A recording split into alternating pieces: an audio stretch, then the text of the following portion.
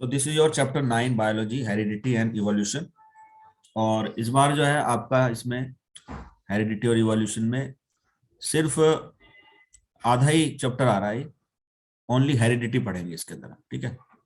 तो इवोल्यूशन का पार्ट इस बार आपके एग्जाम में नहीं आ रहा, तो हाफ चैप्टर ही है। तो इसको समझेंगे, अच्छी तरह समझ लेते हैं, क्योंकि अब आधा ही काम रह गया आपका।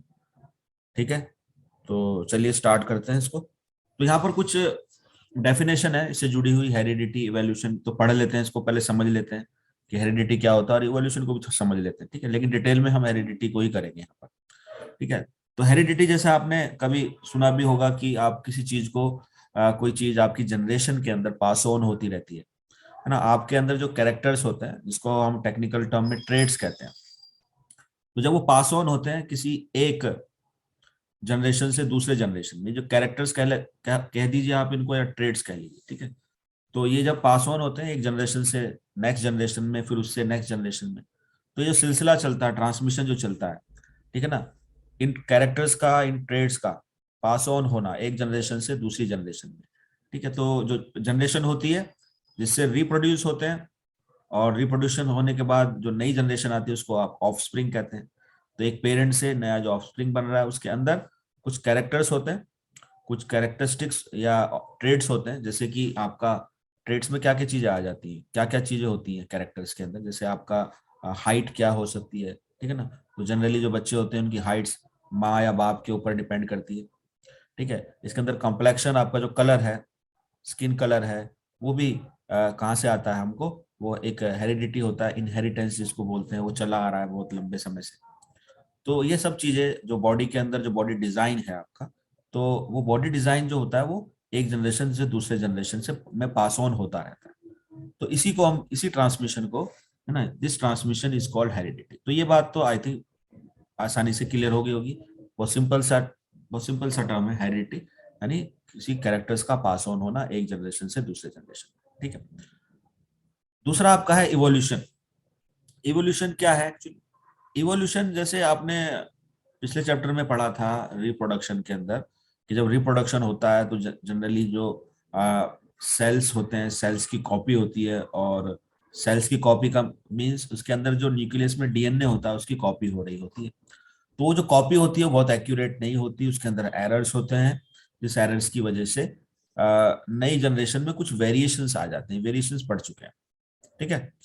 तो वेरिएशंस आते रहते हैं, और एक जनरेशन से दूसरे जनरेशन से फिर अगले जनरेशन में, तो ये वेरिएशन एक्यूमुलेट होते रहते हैं।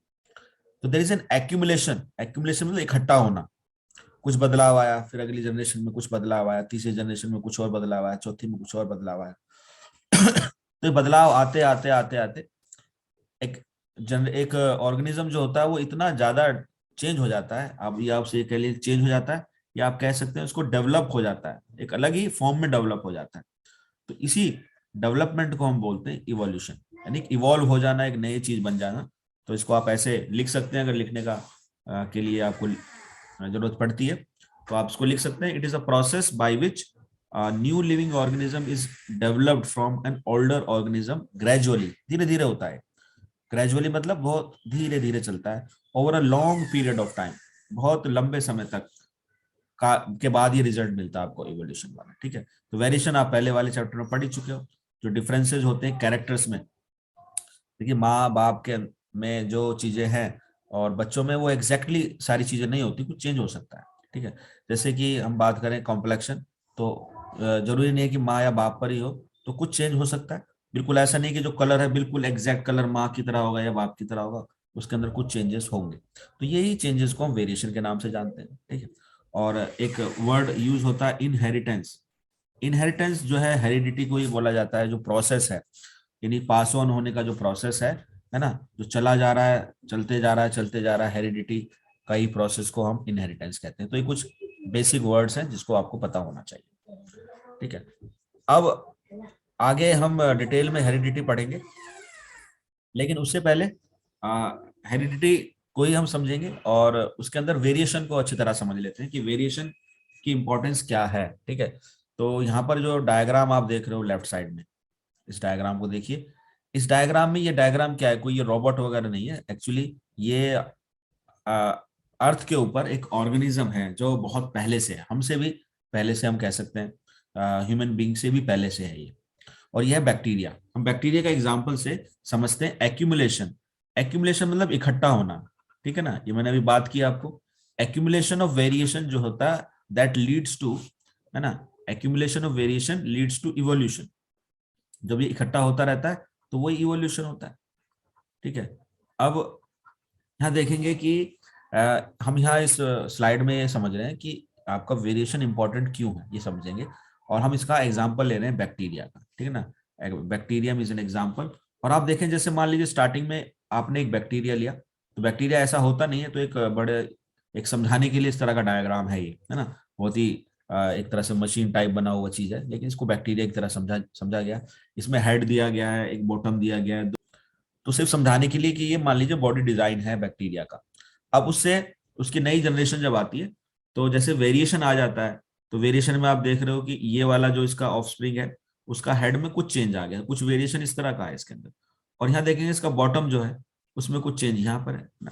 तो एक ही वेरिएशन है, ऊपर से नीचे में देखोगे इसमें कुछ अलग वेरिएशन है, ये वेरिएशन कहलाएगा, ठीक है। अब जो लेफ्ट और राइट के अलग अलग जो बन रहे हैं, लेफ्ट राइट का अगर एक आपकी ये फर्स्ट जनरेशन है, तो सेकंड जनरेशन में जाए हम, तो सेकंड जनरेशन में बिल्कुल एज इट इज रहेगा। जैसे हेड है, आप देखेंगे हेड यहाँ पर रेड है, यहाँ भी हेड रेड है, लेकिन इसके साथ कुछ वेरिएशन और आएगा, एक्यूमुलेट होगा, है ना, जुड़ जाएगा। तो ये क्या जुड़ रहा है इसमें एक्स्ट्रा, देखिए ये इसका जो लेफ्ट साइड है ये आप देखोगे अलग है, और इसकी जो ये राइट साइड वाला पोर्शन है ये अलग है, ये इसके अंदर अलग अलग वेरिएशन आए। इस तरीके से जो राइट साइड वाला जो था आपका फर्स्ट जनरेशन का, उसके अगर ऑफस्प्रिंग आते हैं, तो इसके अंदर जो बॉटम है वो देखेंगे आप, बॉटम सेम ही ना, बॉडी डिजाइन में ये सेम ही आया बिल्कुल। लेकिन एक्स्ट्रा क्या आ गया, एक्स्ट्रा आप देखेंगे इसके अंदर ये आया। और जरूरी नहीं है कि आए ही, हो सकता है देखिए एज इट इज भी आपका रिप्रोड्यूस हो सकता है। तो ये चीजें अगर आप इसको आप अगर कंसिडर करो कि बहुत सारी जनरेशन गुजर जाए, बहुत सारी जनरेशन गुजर जाएंगी, तो आपका बहुत सारी जनरेशन के बाद जो बैक्टीरिया होगा, वो बैक्टीरिया क्या बिल्कुल इसकी तरह होगा, है ना, इसकी तरह तो बिल्कुल दिखाई नहीं देगा। उसके अंदर क्या होगा, इवोल्यूशन हो जाएगा, है ना, पूरी तरह से बदलाव हो जाएगा। अच्छा, अगर ये जो चेंजेस आ रहे हैं, तो इसकी क्या जरूरत है, वेरिएशन अगर नहीं होता तो क्या होता है, इस बात को अगर समझें, ठीक है। तो यहाँ कुछ पॉइंट्स हैं। पहले तो आप ये देख लें कि जो वेरिएशन है रिप्रोडक्शन में, क्योंकि रिप्रोडक्शन में जब हमने बात की थी, दो तरह का हमने रिप्रोडक्शन पढ़ा था। एक हमने पढ़ा था असेक्सुअल और एक सेक्सुअल, ठीक है। असेक्सुअल में क्या होता है, इसके अंदर सिर्फ वन इंडिविजुअल होता है, यानी दो इंडिविजुअल का पार्टिसिपेशन की जरूरत नहीं होती है, और एक नया ऑफस्प्रिंग प्रोड्यूस होता है। तो क्योंकि एक सिंगल ही रिप्रोडक्शन में पार्टिसिपेट कर रहा है, एक सिंगल ऑर्गेनिज्म ही पार्टिसिपेट कर रहा है, तो चेंजेस भी होंगे, लेकिन वो चेंजेस क्योंकि एक ही का पार्टिसिपेशन है, तो वेरिएशन स्मॉल होंगे, ठीक है ना। तो असेक्सुअल रिप्रोडक्शन में स्मॉल वेरिएशन होता है। उस तरफ, दूसरी तरफ देखें सेक्सुअल के अंदर, क्योंकि यहाँ पर दो पार्टिसिपेंट होते हैं, जिसकी वजह से ज्यादा बदलाव आने के चांसेस हैं। तो यहाँ कंपैरेटिवली यहाँ पर वेरिएशन ज्यादा होते हैं, इसके अंदर सेक्सुअल वेरिएशन, सेक्सुअल रिप्रोडक्शन में जो बदलाव होंगे वो ज्यादा होंगे as compared to asexual reproduction, ठीक है। थोड़ी देर के लिए हम ये मान लें, मान लीजिए कोई वेरिएशन नहीं होता, अगर मान कोई वेरिएशन नहीं होता, ठीक है, हम बैक्टीरिया की बात कर रहे हैं, उसी से आप समझ लेना सारे ऑर्गेनिजम्स के बारे में। तो अगर मान लीजिए कोई भी वेरिएशन नहीं हो रहा है, तो सारे बैक्टीरिया अलग अलग नहीं होंगे, फिर सारे क्या होंगे, एक ही जैसे बैक्टीरिया होंगे, है ना। तो ऑल, है ना, ऑल आर अलाइक, यानी सारे कैसे होंगे, एक जैसे होंगे बैक्टीरिया, ठीक है। अब जब सारे एक जैसे होंगे, और मान लीजिए कोई इन्वायरमेंट में चेंज आया, इन्वायरमेंट में कोई चेंज आया, तो इन्वायरमेंट में चेंज आने से हो सकता है कि बैक्टीरिया उस इन्वायरमेंट चेंज को विथस्टैंड कर सके, है ना, और सरवाइव कर सके उसके अंदर। तो अगर एक सरवाइव कर सकेगा, तो सारे के सारे सरवाइव कर जाएंगे, सारे के सारे अलाइव होंगे, सारे जिंदा रहेंगे, ठीक है, बहुत अच्छी बात है। कोई दूसरा चेंज आया और कोई एक बैक्टीरिया उसके अंदर सरवाइव कर सकता है, तो क्योंकि सारे एक जैसे हैं, तो सारे के सारे सरवाइव कर जाएंगे। तो जब तक कंडीशन फेवरेबल है बैक्टीरिया के लिए, है ना, उसके सर्वाइवल के लिए, जब तक कंडीशन फेवरेबल है, तब तक तो कोई दिक्कत नहीं है, बैक्टीरिया सरवाइव करता जा रहा है, करता जा रहा है, करता जा रहा है। लेकिन कभी ना कभी तो ऐसा भी हो सकता है कि ऐसी कंडीशन आए कि कोई भी जो बैक्टीरिया है उसके अंदर वो सरवाइव ना कर सके। मान लीजिए टेम्परेचर बहुत बढ़ गया और उस टेम्परेचर में वो सरवाइव नहीं कर पाया बैक्टीरिया, तो अगर एक बैक्टीरिया सरवाइव नहीं कर पाया तो सारे बैक्टीरिया सरवाइव नहीं कर पाएंगे। तो हो सकता है ऐसा होगा, तो क्या होगा, जो भी होगा सबके साथ सेम ही होगा, क्योंकि सारे एक जैसे हैं। तो सारे के सारे अगर नहीं सरवाइव कर पाए तो सारे क्या हो जाएंगे, ऑल दे विल डाइड, है ना, ऑल दे विल डाइड, सारे के सारे खत्म हो जाएंगे, एक भी नहीं बचेगा। तो दो ही कंडीशन हो सकती है, या तो सारे फेवरेबल कंडीशन हो कि तो लाइव रहेंगे, लेकिन कभी भी अगर ऐसा हुआ कि फेवरेबल कंडीशन ना हो तो सारे खत्म हो जाएंगे। तो ऐसा कभी ना कभी तो होगा, कभी ना कभी होगा, तो वहीं उसका काम तमाम, वो कभी आपको अर्थ के ऊपर वो स्पीसीज आपको दिखाई नहीं देगी, वो ऑर्गेनिज्म आपको दिखाई नहीं देगा। ठीक है, तो ऐसा होता तो बैक्टीरिया आज हमें शायद दिखाई ना दे रहे होते, क्योंकि उसके अंदर वेरिएशन होते रहते हैं, और जो इन्वायरमेंटल के अंदर चेंजिंग इन्वायरमेंट होता है, ठीक है, तो कुछ तो क्या करते हैं, सर्वाइव कर लेते हैं। जो सर्वाइव कर लेते हैं वो पास ऑन होते रहते हैं, नई जनरेशन बनाते रहते हैं। कुछ अगर उसको सर्वाइव नहीं कर पाते तो वो खत्म हो जाते हैं, लेकिन वो स्पीसीज बनी रहती है। स्पीसीज के कुछ, है ना, उसके अंदर से कुछ जो होंगे वो बने रहेंगे। जो हमारा केस होता है, जो हमारा एक्चुअल केस है वेरिएशन का, विच है ना, विच इज अ फैक्ट कि वेरिएशन होता है।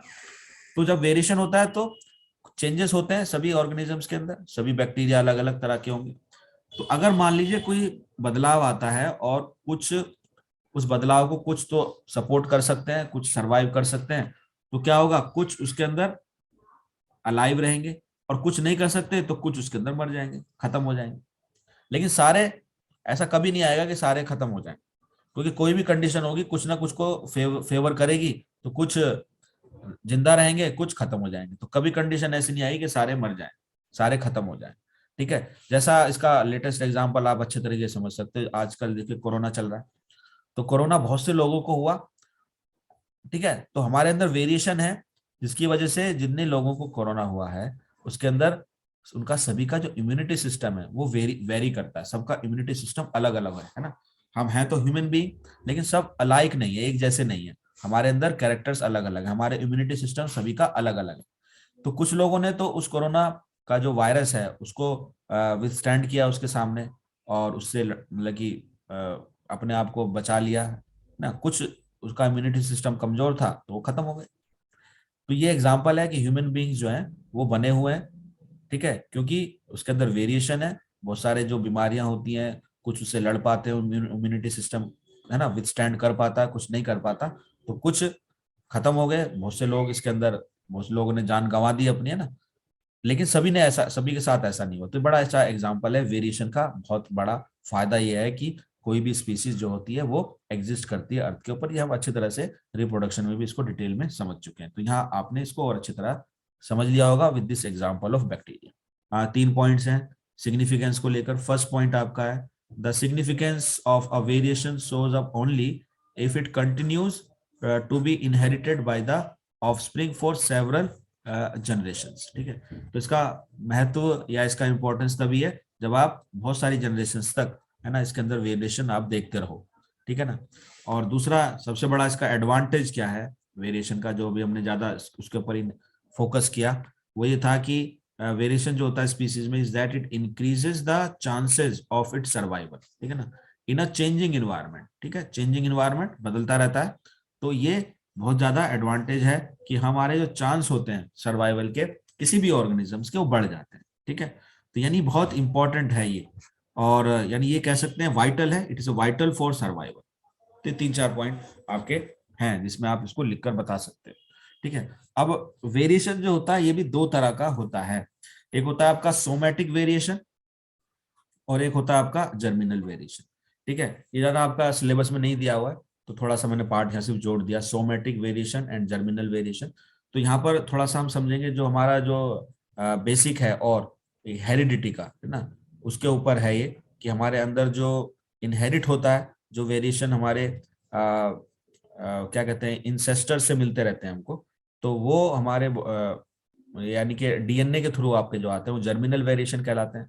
कुछ वेरिएशन ऐसे होते हैं जो हम अपने आप एक्वायर करते हैं। ठीक है, तो वो होते हैं जो हमारी अपनी लाइफ स्पैन के अंदर, अपनी लाइफ का जो भी हमारा टाइम है, जितना भी किसी स्पीसीज का जो पीरियड ऑफ, है ना, होता है, जैसे ह्यूमन बीइंग है 60-70, तो उसके अंदर हम कुछ चीजें एक्वायर कर लेते हैं, तो उसमें जो वेरिएशन हमारी बॉडी के अंदर आ जाते हैं वो सोमेटिक वेरिएशन कहलाते हैं। और कुछ चीज हमारे ऊपर कंट्रोल नहीं होता, वो हमें मिलती है क्योंकि हमारे मदर फादर से वो आ रही है, यानी एक जनरेशन से दूसरी जनरेशन में वो अपने आप आ रही है, तो वो जर्मिनल वेरिएशन के अंदर आती है। तो वेरिएशन का काम इतना हो गया है। तो अब आगे हम मूव करते हैं।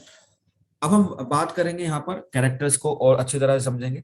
जैसे अभी आपने पढ़ा वेरिएशन जो होते हैं वो दो तरह के हैं, इसी तरीके जो आपके कैरेक्टर्स होते हैं, आपके बॉडी के अंदर जो फीचर्स होते हैं ना, वो भी दो तरह के होते हैं। ठीक है, तो यहाँ पर देखिए बड़ा इंटरेस्टिंग है, फिगर में आप देख रहे होंगे, यहाँ पर ईयर्स को लिया गया है समझाने के लिए। आप ह्यूमंस में देखेंगे जो वेरिएशन है, दो तरह के वेरिएशंस आप ईयर के डिजाइन में देख सकते हैं। ठीक है, तो यहाँ पर मैं अगर दिखाऊं इसको, देखिए ये वाला हिस्सा, ये आप इसको फोकस करें यहाँ पर, और इसको यहाँ पर फोकस करें। ठीक है, और आप जो है खुद अपना अपने ईयर का डिजाइन भी चेक कर सकते हैं अभी। ठीक है, तो इसमें से देखेंगे आप कुछ का डिजाइन जो होगा वो इस तरह से होगा, जहां पर जो नीचे का हिस्सा है वो आपकी बॉडी से एक घुमाव के बाद अटैचमेंट होता है। अटैचमेंट तो है, ठीक है ना, लेकिन घुमाव के बाद अटैचमेंट है। यहाँ देखेंगे ये अटैचमेंट यानी हैंगिंग नहीं है, यहाँ का लोअर पार्ट जो है हैंगिंग है, एयर लोब जिसको बोलते हैं, दिस इज एयर लोब, है ना, ये आपका यहाँ पर हैंगिंग है इस केस में। और नीचे वाले केस में देखेंगे ये बिल्कुल अटैच्ड है, एयर लोब इज अटैच्ड। ठीक है, इसको इस फिगर में भी आप देख सकते हैं क्लियरली, ये जो डायग्राम बना हुआ है यहाँ पर देखेंगे ये आपका अटैच्ड है बिल्कुल, और यहाँ पर ये थोड़ा सा पार्ट हैंग होता है तो इसको हैंगिंग बोलते हैं। तो इस तरह से एयर के अंदर आप देखोगे वेरिएशंस होते हैं। ठीक है ना, तो ये हमारे को कहाँ से मिलते हैं, ये हमको इनहेरिट होते हैं, यानी हमारे पूर्वजों से, यानी हमारी जो जनरेशंस हैं उसी से हमको मिलते हैं। ठीक है, तो इसको हम ऐसे लिख सकते हैं, अ ट्रेट और characteristics of an organism which is caused by a change in its genes. अभी जीन्स क्या है इसको भी हम समझेंगे अच्छी तरह डिटेल में। ठीक है ना, और डीएनए, डीएनए का पार्ट होता है actually, is called N inherited traits, यानी जो जो चीजें अंदर हमारे अंदर आती हैं डीएनए की वजह से। ठीक है ना, तो इनहेरिटेड ट्रेट्स जो होती हैं वो कहाँ से आती है actually, we mean the characteristics which we receive from our parents. तो इसका एग्जांपल है नोज का भी, ऐसा एग्जांपल आप देख सकते हो कि नोज जो होती है वो कई तरह की होती है। काफी नोज देखोगे आप ऐसे शार्प होती है, ठीक है ना, किस तरह की झुकाव की होती है, बिल्कुल नुकीली इस तरह की होती है, किसी की मोटी होती है। तो ये बहुत सारी अलग अलग तरह की नोज मिलती है। ये भी हमारी नोज कहाँ पर जाती है, कोई कहता है कि इसकी नोज जो है बाप पर है, किसी को कहता है माँ पर है, कोई कहता है दादा पर है। तो कहीं ना कहीं ये भी हमारे पेरेंट्स से ही हमको मिलती है। ठीक है, तो ये एक ट्रेड्स इस तरह का होता है। एक ट्रेड्स और होता है जो कि इसका उल्टा होता है, जो हमें इनहेरिट नहीं होता, इनहेरिट नहीं होता, उसको हम बोलते हैं एक्वायर्ड ट्रेड्स। ठीक है, ये होता है हमारा एक्वायर्ड ट्रेड्स।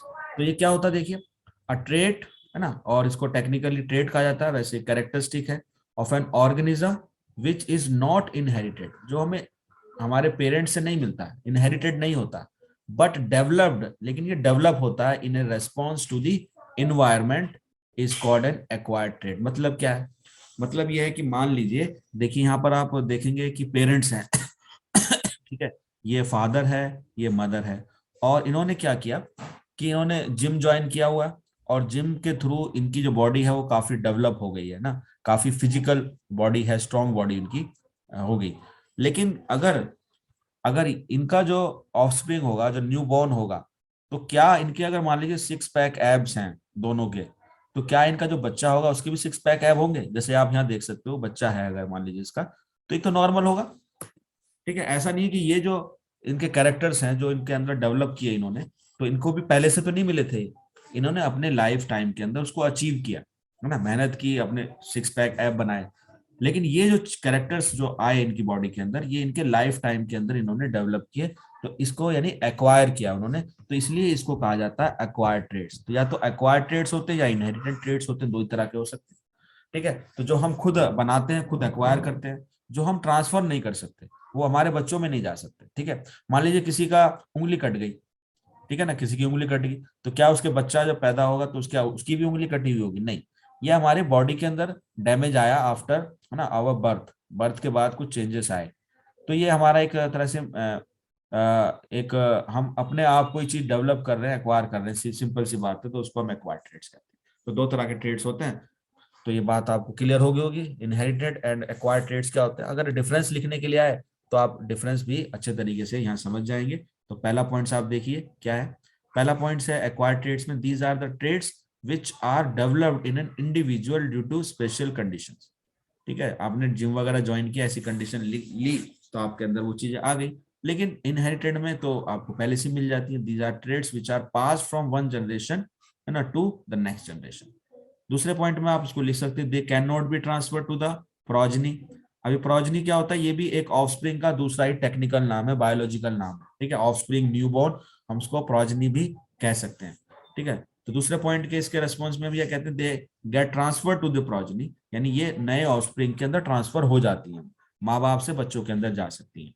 तीसरा पॉइंट है, दे कैन नॉट डायरेक्ट इवोल्यूशन, यानी इनके करने से ऐसा नहीं है कि इवोल्यूशन तक ये चीजें पहुंचेंगी, ये तो खत्म हो जाएंगी। हमारे अंदर चीजें हैं, हमारे में खत्म हो जाएंगी। हमने पैदाइश के बाद किसी चीज के अंदर ये चीजें डेवलप हुई और तभी खत्म होगी।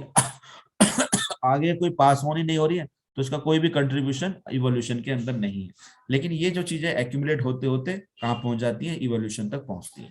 ठीक है, एग्जाम्पल के तौर पर आपका अगर लो वेट है ना, या लो वेट ऑफ स्टार्विंग बीटल्स, ये 9th में पढ़ा था, या कलर ऑफ आईज।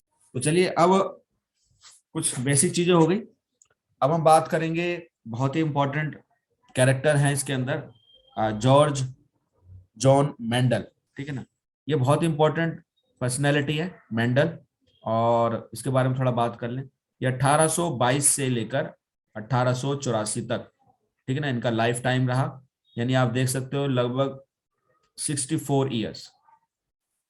इनका कमाल क्या था कि इन्होंने जो है हेरिडिटी के अंदर बहुत ही स्ट्रॉन्ग पॉइंट्स दिए, जिसके ऊपर बेस्ड ही सारा जो जेनेटिक्स है ना, पूरी मेडिकल साइंस के अंदर जो जेनेटिक्स का पूरा चीजें जो समझी जाती है वो इन्हीं की देन थी। इनको फादर ऑफ जेनेटिक्स भी कहा जाता है। ठीक है ना, तो इन्होंने अपने इस लाइफ टाइम के अंदर 1865 के अंदर कुछ एक्सपेरिमेंट किए, जिसमें इन्होंने हेरिडिटी के बारे में बताया। ठीक है, इसके उन्होंने एक्सपेरिमेंट किए जो हम आगे डिस्कस भी करेंगे।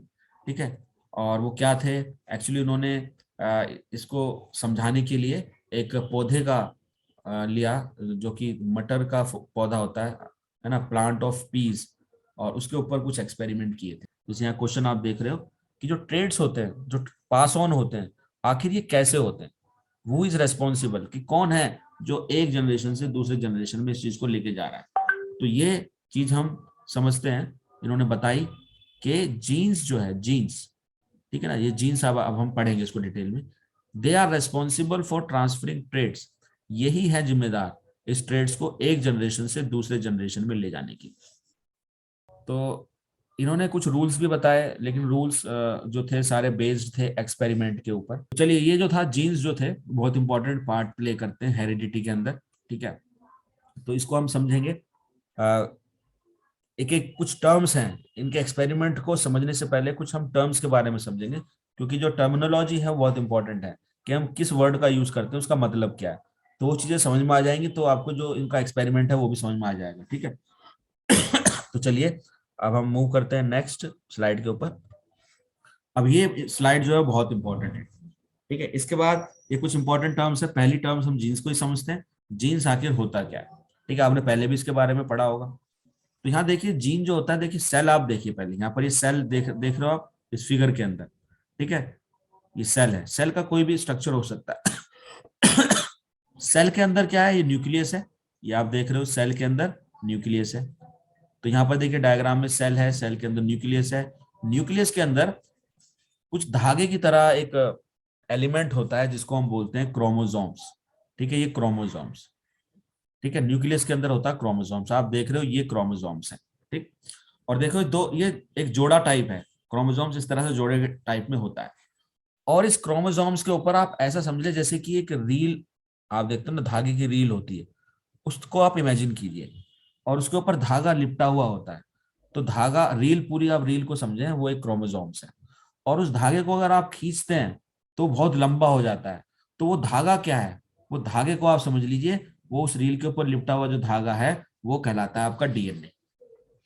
ठीक है, तो देखिए यहां से इस न्यूक्लियस के अंदर एक क्रोमोसोम्स को उठाया गया, उसको बड़ी पिक्चर बनाकर यहाँ पर आपको दिखाया गया है, क्रोमोसोम्स है पूरा, और इस क्रोमोसोम्स के ऊपर धागा लिपटा हुआ, उसको खींचा गया, तो खींचेंगे आप तो ये धागा खुलेगा, फिर उसको बड़ा पिक्चर बनाकर दिखाया गया है। ठीक है ना, तो इस धागे का ये जो हिस्सा है, इस धागा जो है, ये आपका डीएनए है। उस डीएनए के अंदर बहुत सारे छोटे छोटे टुकड़े, सेगमेंट होते हैं, ठीक है, यानी डीएनए के ऊपर बहुत सारी मार्किंग होती हैं।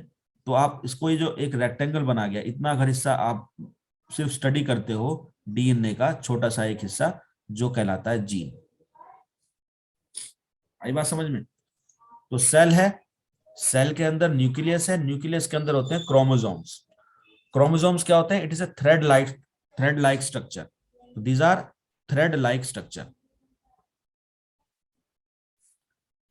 The chromosomes are thread like structure होता है, ठीक है। बहुत बड़ा थ्रेड होता है, वो सारा का सारा क्रोमोसोम्स कहलाता है, ठीक है। और जिसके ऊपर लिपटा हुआ होता है वो मिलाकर पूरा आपका क्रोमोसोम्स है। थ्रेड जो है वो डीएनए है, और उसके ऊपर जीन होता है। उस जीन के ऊपर जिस भी ऑर्गेनिजम्स का वो जीन है, तो सारी की सारा जो बॉडी डिजाइन है, समझ लीजिए उस जीन के ऊपर लिखा होता है कि आपका कलर कैसा है, आपकी हाइट कैसी है, ठीक है, आपका आई का कलर क्या है, आपका हेयर का कलर क्या है। तो सारी इंफॉर्मेशन जो होती है किसी भी ऑर्गेनिजम्स की, वो कहाँ होती है? इस जीन्स के पास होती है। क्लियर? Yes sir. तो ये जीन ये काम करता है। तो यहाँ पर आप इसको देख सकते हैं, थोड़ा सा आप देखें तो gene is a unit of DNA. DNA तो क्या है? धागा है, बहुत बड़ा धागा है। अब उस बहुत बड़े धागे में छोटे छोटे पीस कर दो आप, तो एक स्मॉल यूनिट, यानी जिन चीज से मिलकर, छोटी छोटी चीजों से मिलकर वो पूरा डीएनए जिससे बना है, तो एक यूनिट को कहते हैं हम जीन, ठीक है। तो gene is a unit of DNA, ये एक डीएनए की भी यूनिट है। ऑन अ क्रोमोसोम, जो क्रोमोसोम्स के ऊपर होता है, which governs the synthesis of one protein that controls a specific characters और ट्रेड्स ऑफ एन ऑर्गेनिज्म, ठीक है ना। इसको, क्योंकि ये पूरा हेरिडिटी यानी आपके इनहेरिटेंस को बताता है, आप कहाँ से क्या, आपका बॉडी डिजाइन क्या है, तो हेरिडिटी को बता रहा है। तो this is also called a heredity unit, this is also called a heredity unit. इसको हम हेरिडिटी यूनिट भी कहते हैं। तो हेरिडिटी जिसको हम समझ रहे हैं, उसकी जो यूनिट है वो क्या है? वो जीन ही है। अगर आपने जीन को समझ लिया तो आपने ये समझ लिया कि किस तरह से ट्रेड्स जो है वो एक जनरेशन से दूसरी जनरेशन में आ रहे हैं।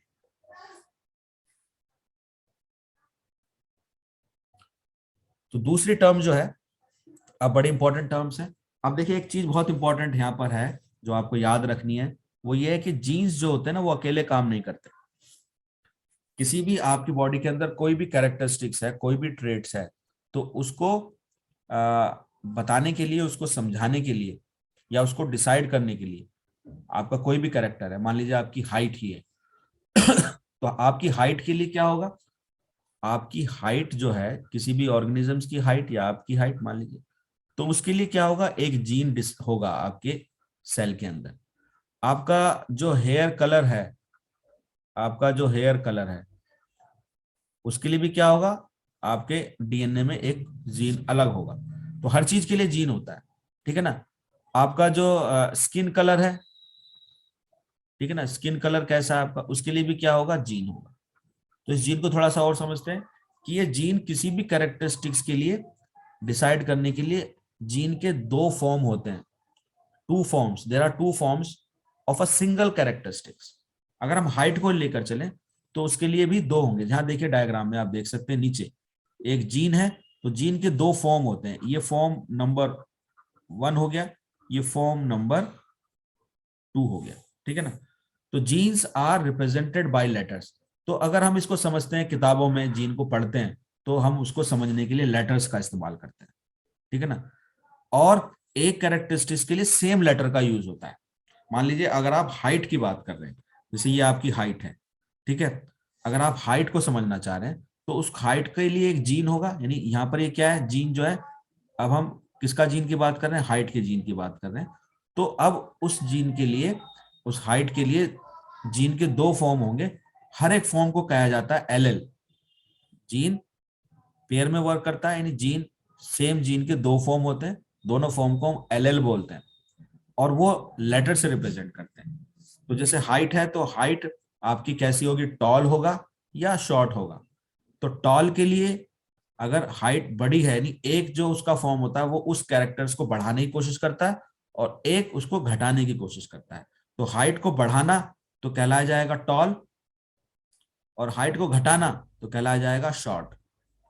तो हाइट एक ही कैरेक्टरिस्टिक्स हो गई, ठीक है ना। जीन जो है हाइट के लिए एक जीन है, और उस जीन को रिप्रेजेंट, उसके दो फॉर्म है, एक को हम टी से, कैपिटल टी से, और एक को स्मॉल टी से। सेम लेटर का इस्तेमाल होता है, एक कैपिटल टी और एक स्मॉल टी। ये हाइट की बात हो रही है, ऐसे सभी कैरेक्टरिस्टिक्स के लिए होता है। तो मैं जीन्स के बारे में बता रहा था, एक ही कैरेक्टरिस्टिक्स को डिसाइड करने के लिए जीन की दो फॉर्म्स होती है जो कि सेम लेटर से डिनोट की जाती है, ठीक है। और जैसे फॉर एग्जांपल उसकी जो दो फॉर्म होती हैं, हम ईच फॉर्म को एल एल बोलते हैं। अगर हम बात करें कैरेक्टरिस्टिक्स हाइट की, तो उसके लिए लेटर टी का इस्तेमाल होता है, टॉल के लिए कैपिटल टी और शॉर्ट के लिए स्मॉल टी। तो किसी भी कैरेक्टरिस्टिक्स को घटाना या बढ़ाना, तो जो चीज बढ़ रही है या घट रही है, तो उसी हिसाब से एक को कैपिटल और एक को स्मॉल लिखा जाता है। अब कैपिटल लिखने का और स्मॉल लिखने का भी एक रीजन है, ठीक है ना। तो जिसको हम कहते हैं कि कोई चीज ज्यादा डोमिनेट करती है, ठीक है। अगर मान लीजिए कौन सी चीज है जो टॉल बनाएगी, कौन सी चीज है जो शॉर्ट बनाएगी किसी की हाइट, तो किसी भी इंडिविजुअल्स के अंदर अगर जीन होगा तो वो दोनों ही चीजें इसके अंदर होंगी, कैपिटल भी होगी और स्मॉल भी होगी। कैपिटल भी, लेकिन आपके अंदर अगर हाइट के जीन है तो आपके अंदर कैपिटल टी भी होगा और स्मॉल टी भी होगा, ठीक है। कैपिटल टी भी होगा और स्मॉल टी भी होगा। और जो दूसरा इंडिविजुअल है उसके अंदर भी कैपिटल टी होगा, स्मॉल टी होगा, और उसकी अगर हाइट ज्यादा है, तो इसको थोड़ा सा और हम समझते हैं नेक्स्ट स्लाइड के अंदर। ये तो आपको समझ में आ गया कि जीन जो है वो पेयर के अंदर काम करते हैं, ठीक है। तो हम आगे और इसके बारे में समझ में आएगा। अच्छा, जब ये जीन जीन का जो नाम था वो पहले मालूम नहीं था, क्योंकि मेंडल ने इस चीज को बताया था। तो उस वक्त तक जीन के बारे में कोई पता नहीं था। तो उस वक्त मेंडल जो है, इसको फैक्टर्स कहा जाता था उनको। उन्होंने कहा था कि कोई फैक्टर है जो ये डिसाइड कर रहा है कि कैरेक्टर आपका पेरेंट से जब नई ऑफस्प्रिंग में जाता है, क्योंकि दो इंडिविजुअल जब रिप्रोडक्शन करते हैं तो उनके अंदर चेंजेस होते हैं, अलग अलग होते हैं। मान लीजिए एक का हेयर कलर ब्लैक है, एक का हेयर कलर ब्लॉन्ड है ना, ब्राउन है। तो बच्चे का कलर, हेयर कलर क्या होगा, तो हु विल डिसाइड, तो ये आपको बात समझ में आएगी। तो इसने बताया कि ये फैक्टर्स होते हैं, है ना, ये फैक्टर्स होते हैं। बाद में पता चला उसी का नाम जीन था, ठीक है। तो जीन बाद में पता चला इसके बाद। तो अगला जो है जीन के बाद, कि जीन जैसे आपको बताया कि जीन को हम दो हिस्सों में या दो तरीके से और समझते हैं, डोमिनेंट जीन और रिसेसिव जीन। क्योंकि जीन ये फॉर्म में होते हैं।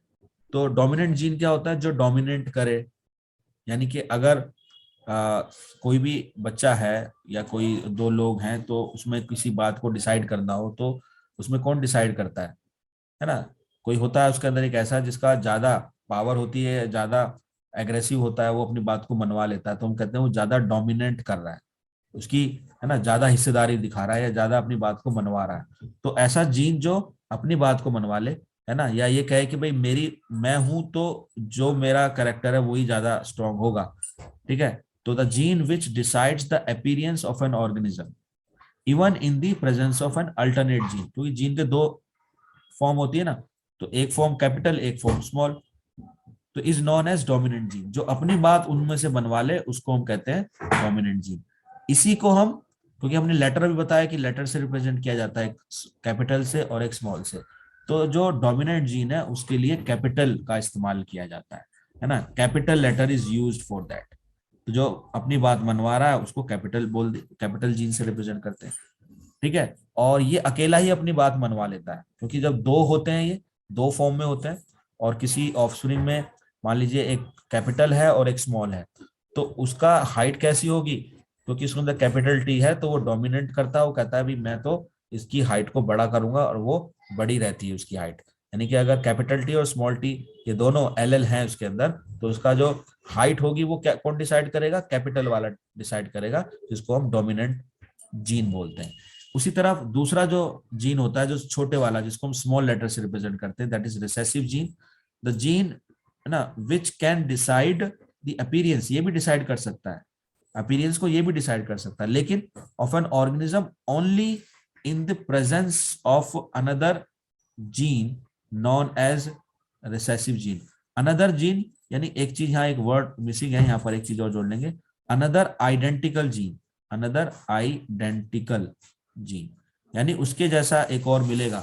यानी दो छोटे जीन, यानी जैसे मान लीजिए स्मॉल टी जब होंगे, तो जब उनकी बात चलेगी, जब वो ऑर्गेनिजम्स की हाइट को स्मॉल करेंगे, ठीक है ना, वो रिसेसिव होते हैं, दबे हुए होते हैं, ठीक है, उनकी तभी चल पाती है जब वो दोनों एक जैसे आते हैं। और डोमिनेंट जो ट्रेट होता है, डोमिनेंट जो जीन होता है, वो अकेला ही अपनी बात को मनवा लेता है, ठीक है ना, वो अकेला ही इस बात को डिसाइड कर सकता है। तो ये बहुत इंपॉर्टेंट है, dominant gene and recessive gene, ठीक है। अब कुछ दो टेक्निकल टर्म और है, एल तो बता ही चुका हूं मैं आपको, ठीक है, ये दो चीज आप समझ लो। जीनोटाइप, ये लेटर्स का जो रिप्रेजेंटेशन है, जो लेटर्स का रिप्रेजेंटेशन है, यानी किसी ऑर्गेनिजम्स में उसकी हाइट के लिए कौन कौन से दो फॉर्म है जीन के, उसके हम जीनोटाइप कहते हैं। जैसे मान लीजिए कोई टॉल प्लांट है, तो टॉल प्लांट कैसे बन सकता है, अगर दोनों कैपिटल हो, यानी दोनों ही टॉल टॉल, दोनों ही कैपिटल, दोनों ही डोमिनेंट, तो ऑब्वियसली वो टॉल ही बनेगा। और अगर एक टॉल है, एक कैपिटल है, एक स्मॉल है, तो टॉल ही, यानी कैपिटल वाला ही अपनी बात चलाएगा, तो ये भी टॉल ही होगा। तो टॉल के लिए कैपिटल टी या कैपिटल टी स्मॉल टी, दोनों ही टॉल होंगे। दूसरी तरफ जीनोटाइप एक और होता है शॉर्ट प्लांट के लिए, इसको डाफ प्लांट भी कहते हैं, यानी बोना बोना प्लांट है ना, बोना, डाफ मतलब बोना छोटा, शॉर्ट एक ही बात है। तो इसके लिए आपका देखेंगे स्मॉल टी ही होगा। तो ये जो रिप्रेजेंटेशन है, कोडिंग है लेटर्स की किसी भी अपीयरेंस के लिए, उसको हम जीनोटाइप कहते हैं। और जो उसकी अपीयरेंस होती है कि वो टॉल होगा, अगर हम हाइट की बात लेकर पूरा सिनेरियो को समझ रहे हैं, अगर हम हाइट की बात कर रहे हैं, तो हाइट में कैसे होगा, टॉल है या शॉर्ट है, दो बातें हो सकती हैं, इसको हम बोलते हैं फिनोटाइप, ठीक है। तो dominant gene, recessive gene, genotype और ये फिनोटाइप। तो जैसे टॉल एक फिनोटाइप हो गया, शॉर्ट एक फिनोटाइप हो गया, ठीक है। और ये जीनोटाइप उसका एक तरह से कोडिंग हो गया। एल आपको बता ही दिया, the term allele refers to each of the members of a genetic pair of alternate trait of a gene pair. Clear. तो यहाँ पर जो टर्मिनोलॉजी थी वो सारी हम समझ चुके हैं। अब सिर्फ छोटा सा एक्सपेरिमेंट रह गया है, जो मेंडल ने दो एक्सपेरिमेंट बताए थे, एक्सपेरिमेंट 1 एंड एक्सपेरिमेंट 2। उन्होंने अब इन सब चीजों को करके दिखाया, आपका बिल्कुल क्लियर हो जाएगा, जो भी थोड़ी सी कंफ्यूजन यहाँ पर हो रही है, क्या हो क्या रहा है सब कुछ। तो जब आप उसको समझेंगे दोनों एक्सपेरिमेंट्स को, तो उसने क्या किया कि दो पेरेंट लिए और उसके अंदर एक हाइट हाइट एक पी प्लांट लिया। पी प्लांट का जो कैरेक्टरिस्टिक था, जो ट्रेट था, वो हाइट उसने डिसाइड किया कि हाइट को लेकर चलेंगे। हाइट, एक बार पौधा लिया हाइट वाला, यानी उसकी हाइट टॉल प्लांट लिया और एक शॉर्ट प्लांट लिया, और उन दोनों का क्रॉस पॉलिनेशन कराया। तो उसका जो प्रोजेनी था, नेक्स्ट जनरेशन थी, उसके अंदर प्लांट्स कैसे आए, क्या सारे के सारे एक हाइट और एक टॉल और एक शॉर्ट से जो क्रॉस पॉलिनेशन हुआ, तो उससे जो ऑफस्प्रिंग बने, तो क्या वो सारे लंबे थे, यानी सारे टॉल थे, या सारे शॉर्ट थे, या उनकी हाइट उनके बीच में थी, है ना। इसके ऊपर एक्सपेरिमेंट किया, ये हम जानेंगे, ठीक है। क्या क्या हो सकता है, सारे लंबे हो सकते हैं, या सारे छोटे हो सकते हैं, या बीच में उनका साइज हो सकता है। एक तो ये वाला एक्सपेरिमेंट किया, ठीक है। तो उसकी एक फर्स्ट जनरेशन आई, फिर फर्स्ट जनरेशन में जो भी आया, उसके बाद उनका ऊपर फिर उन्होंने सेल्फ पॉलिनेशन कराया, फिर सेकंड जनरेशन आई। तो फर्स्ट फीलियल, यानी फर्स्ट जनरेशन को first filial generation, second generation को सेकंड फीलियल जनरेशन कहा गया। तो एक कैरेक्टरिस्टिक्स को लेकर ये काम किया गया, इसको हम बोलते हैं मोनो हाइब्रिड, है ना, मोनो हाइब्रिड ट्रेट एक तरह से। और दूसरा दो ट्रेड्स को लेकर काम किया गया, अगेन पी प्लांट्स के ऊपर ही, जो मटर होती है ना, जो हम आजकल चल रही है, मौसम भी है उसका, तो उसी को लेकर उन्होंने किया। उन्होंने उसका जो सीड होता है, जो दाना जो हम खाते हैं, है ना, सीड, जो आपका पी प्लांट है, तो उसका जो दाना होता है, जो फली होती है मटर की, तो उसको लिया उसने, और उसने देखा कि इसके अंदर और भी कैरेक्टरिस्टिक्स हैं, और काफी सारी ऐसी कैरेक्टरिस्टिक्स पी प्लांट्स की, जिसकी वजह से इसने पी प्लांट्स को डिसाइड किया। और फिर डाई हाइब्रिड जो है ट्रेट को लेकर एक एक्सपेरिमेंट और किया गया, जिसके अंदर सीड का कलर और उसका जो शेप होती है, उन दोनों कैरेक्टर्स को लेकर सेकंड एक्सपेरिमेंट किया। तो इन एक्सपेरिमेंट से कुछ रिजल्ट्स निकल कर आए, कुछ लॉ निकल कर आए। तो दो लॉ हैं, तो वो भी रह गए, और दो एक्सपेरिमेंट है। तो एक्सपेरिमेंट और लॉ हम नेक्स्ट क्लास के अंदर करेंगे।